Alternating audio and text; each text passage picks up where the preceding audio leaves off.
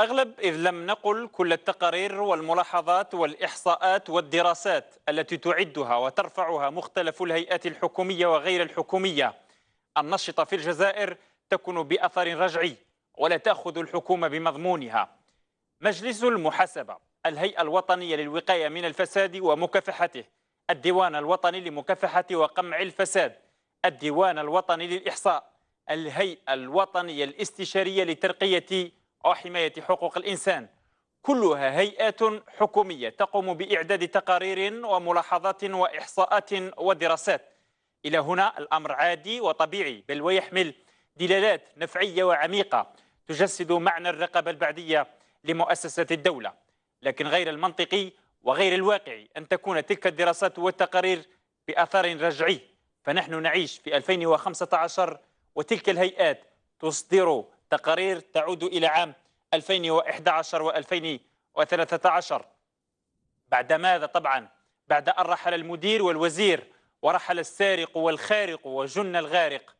على سبيل المثال لا الحصر، مجلس المحاسبة الذي يعتبر بمثابة آلية أو بمثابة آلية رقابية لعمل جهاز الحكومة، في آخر تقرير له صدر منذ أيام ينتقد بشدة عمل الحكومة للعام 2013، وقال أنها تعمل من دون استراتيجية ولا تخطيط ولا استشراف ولا تقييم ولا متابعة ولا حتى مراقبة كما سماها التقرير. كل هذه الانتقادات وجهها مجلس المحاسبة للحكومة، لكن لم نرى ولم نسمع أن الحكومة ردت كتابيا أو شفويا على الهيئة، ولم تتحرك لجبر الاختلالات ولم تأخذ برأيها أصلا، كأن الأمر لم يكن. الديوان الوطني للإحصاء غاب عنه الإحصاء، ورميت أغلب الأرقام التي يصدرها بسهام التزوير الفاضح للواقع والحقائق، وأن رائحة السياسة تفوح من إحصاءاته وأرقامه. في تقريره لعام 2013 يقول فيه أن رقم البطالة في الجزائر يصل إلى 9.8%، أما الواقع الذي رصدته أغلب الأرقام غير الرسمية يفوق 10%.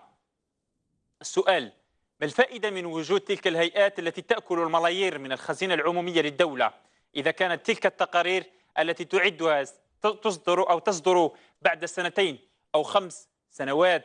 ما فائدة تلك الهيئات إذا كانت تخبئ بين جدرانها ملفات الفساد وتكشفها بعد فوات الأوان؟ ما فائدة تلك الهيئات إذا كانت الحكومة ورئاسة الجمهورية لا تأخذ بتلك التقارير ولا يحاسب المجرمون؟ ما الفائدة منها إذا لم تقدر تلك التقارير والملفات على تحريك ميزان العدالة ليصيح الحق منها؟